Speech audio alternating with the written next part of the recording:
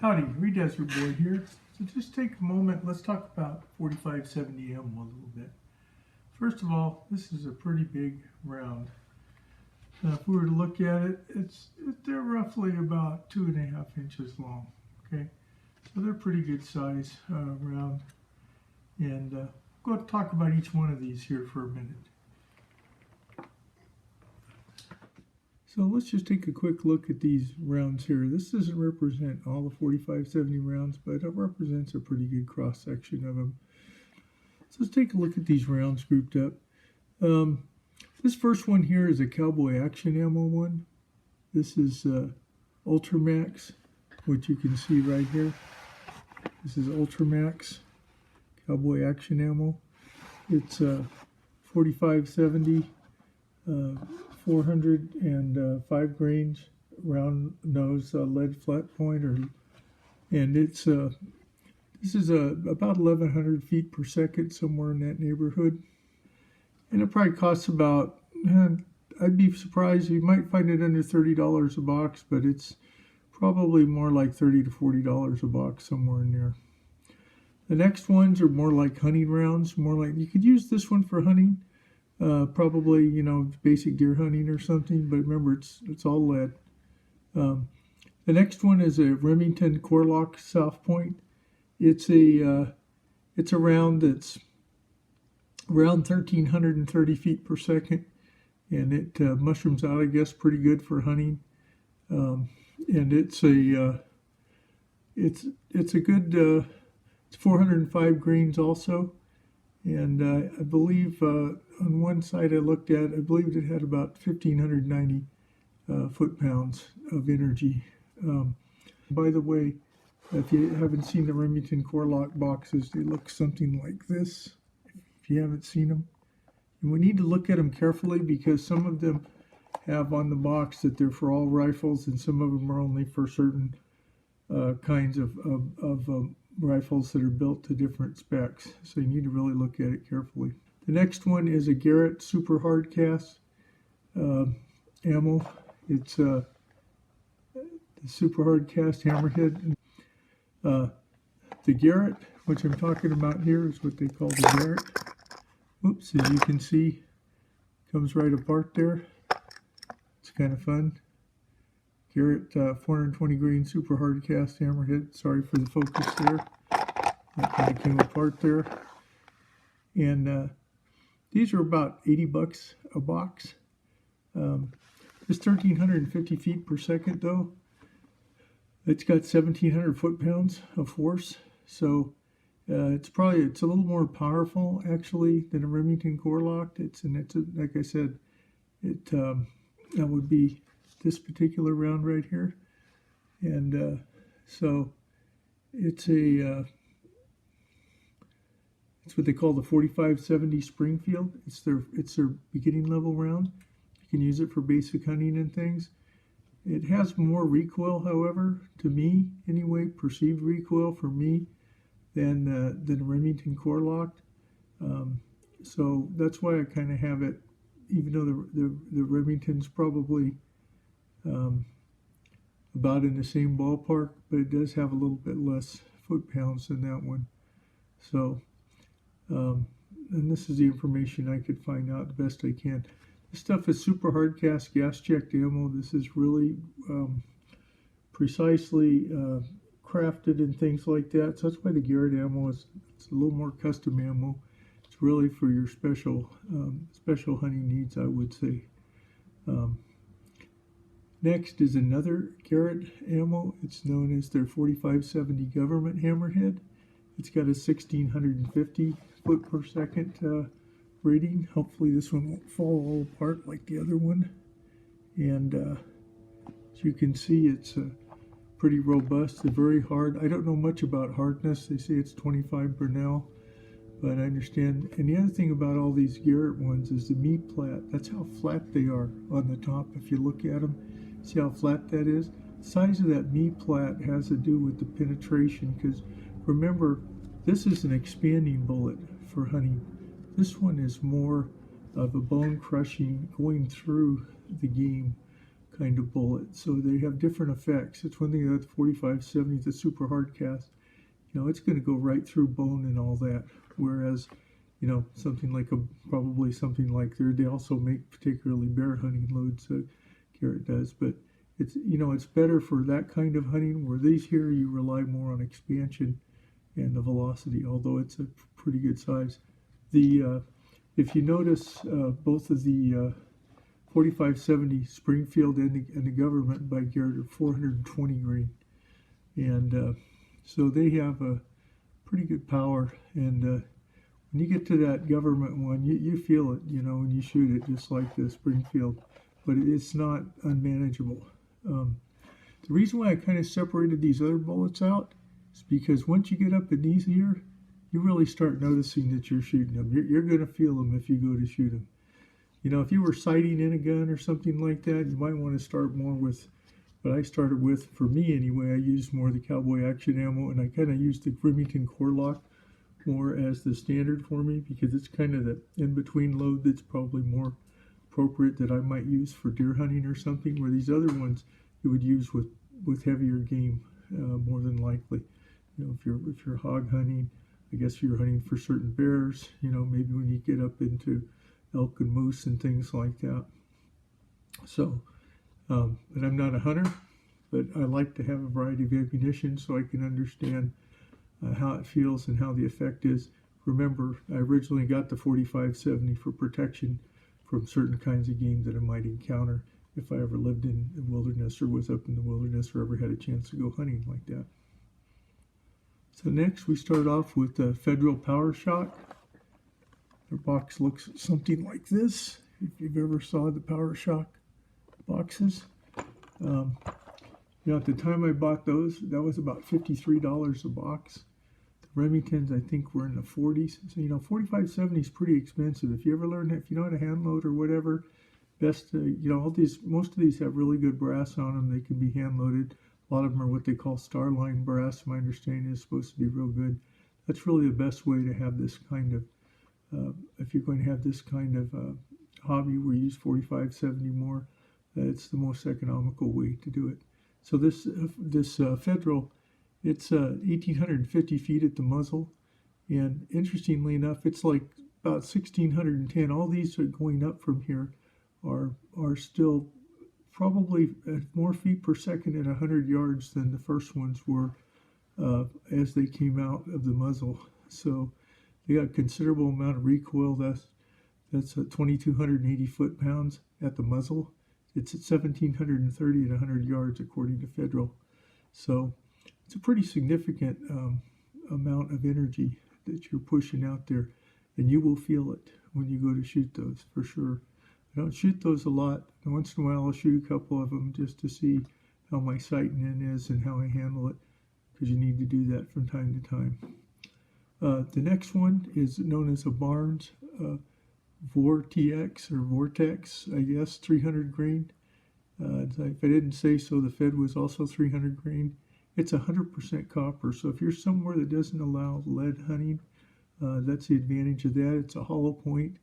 My understanding is it's supposed to separate on impact in the game, and so it's more of an expanding kind of situation. And in case I didn't note it on the Federal, it's also a Southpoint type bullet that expands. And these are, of course, 300 grains. It's one of these cases where a bullet is smaller. It's 300 grains versus 420 or 405. But believe me, that bullet has more recoil than, when you fire that cartridge, it has more recoil than shooting those heavier bullets.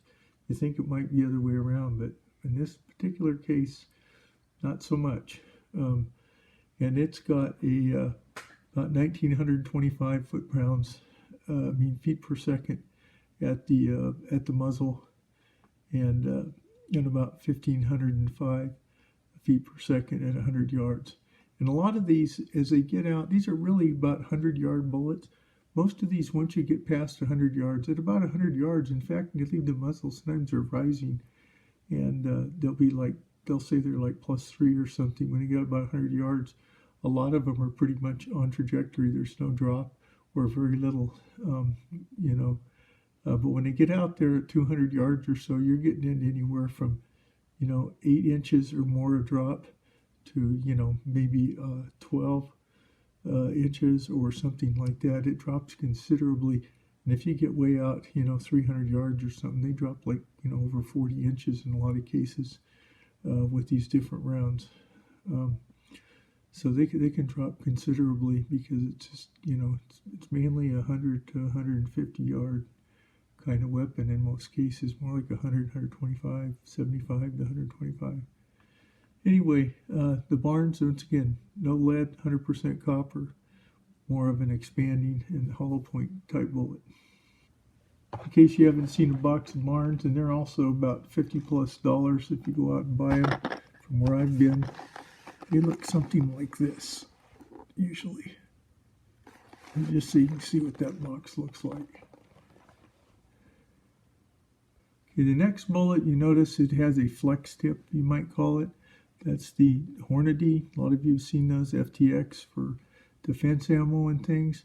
In this case, that FTX tip is used in a hunting situation.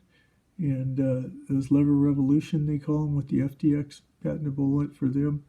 2050 at the muzzle. It's got about 3,032 foot-pounds, though, according to what I could find out from Hornady's, I think Hornady's site, if I was reading it correctly. And that's a pretty significant amount of energy. At 100 yards, it's still got 1720. It's 100 yards. It's still got 1,729 feet per second and 2,158 foot-pounds. So that's pretty significant when you're getting out there like that, and it's really pushing some considerable force out there, and so you'll really know it if you shoot one of those. You think that bullet looks a little littler than the other ones? Believe me, you'll know it if you shoot one of those. You'll feel it. So for bullets this size and this size of caliber, they do get there in a hurry for this kind of bullet. So, and if you haven't seen the Hornady's also come. This is a 325 grain bullet, by the way. Hornady's also come in a. You can see this is the 325 grain. There's also a 250, I believe, but I have never shot that one. Okay, and last that we have down here, kind of sitting by itself, this is actually a 4570 plus P. And I know there's some other manufacturers, I want to say like Grizzly or some of those make plus Ps. I know that Garrett, this is a Garrett cartridges of Texas, this particular one. This is a 4570 plus P hammerhead, 420 grain super hard cast, gas checked at 1,850 feet per second. Once you get up in this range, you got to really pay attention to what you're going to shoot it in, because there's only certain guns that you should shoot these things in because of the chamber pressures and things. Although that one is a little slower, maybe at 1,850 feet per second coming out. Remember, it's a 420 grain bullet. It's 100 grains more than that flex tip, and it's got it's got 3,200 foot-pounds is what it's supposed to be. And all these ballistics that I'm trying to give you general information on, from what I can find out in my research. Remember, some of my research, you do your own to check and see if you got any questions about it, or to contact the manufacturers of these. Is based on a 22-inch barrel. Remember, the 4570 I have is 18.5 inch, so of course velocities are going to be reduced accordingly. But 22 inch is a more standard length for a 4570, so that extra, inch and a half probably makes a difference. Mine's 18.43 technically, so that's going to make a difference. But remember, this one here, it's got a pretty significant amount of bullet that you're pushing out there. And this particular one, this plus P, if you read Garrett's website, I advise you to go and look at their website, Garrett Cartridges of Texas. And they have a pretty interesting information on it. They also make really nice hunting rounds for 45 Colt, 44 Magnum, and even make a 4570 cartridge specifically for the BFR revolver. It's 540 grains, if you can believe that. And this is not the biggest or the most powerful Garrett cartridge that's out there. They do make significantly more powerful ones, and ones that are specific for bear defense and things like that. So, but I bring that up just because, you know, when you're looking at these, they all look kind of different in some of the designs. But you notice these three right here, and then the lead round nose, and these two here, they all look about the same. So you really have to pay attention when you have ammunition like that together, because this is a plus P at 1,850 feet per second. This is 1,350 feet per second for what they call 4570 Springfield in their catalog. So you're going to get a way significant different amount of recoil. I have never shot one of these plus Ps in my rifle to date. Someday maybe I will. I haven't felt like I was up to doing that. So anyway, Desert Boy here, just trying to share with you a little bit about 4570 ammo. Once again, as I said before, the 4570 is not for everybody. Just like 300 Win Mags or 7MMs, anything 50 BMG, you know, these kind of caliber weapons, these are for specific purposes in general. They're really for hunting or for protection against large game that might be a hazard to your health or something like that. So you really got to do your research. You got to find out what's right for you. You got to find the right gun for you. Some people really love their Marlins because they have side gate loading. Henry's are tubular magazine, although I did see on the Henry website now where even their 4570 as well as their 3030, a 3855, and I believe a 35 Remington are all side gate loaders, plus you have the tubular magazine. Where the tubular magazine's kind of handy is when you unload it, you can just undo it and dump the bullets out instead of having to eject all of them. But they do have some side loaders, but predominantly they're still magazine tube-fed guns. So you got to really decide. Some people like their Winchesters, you know, they eject out the top. Some people like their Ubertes, you know, or one of those like that. That's more for cowboy action shooting and things. So you really need to find the one that works best for you. So I hope this has been helpful to you. I can tell you when I went to sight this in, make sure when you go to sight things in, when I started sighting things in, I was not very adept at it. I hadn't done it much. You need somebody to really help with you, to be a spotter, to help you tell where you're shooting. In my story, I can tell you that I tried doing some of that early on by myself. Fortunately, there were other people at the range that were willing to help me. But I went through quite a bit of ammo, and you know, at somewhere between, say, $1.50 to $2.50 a round sometimes with this.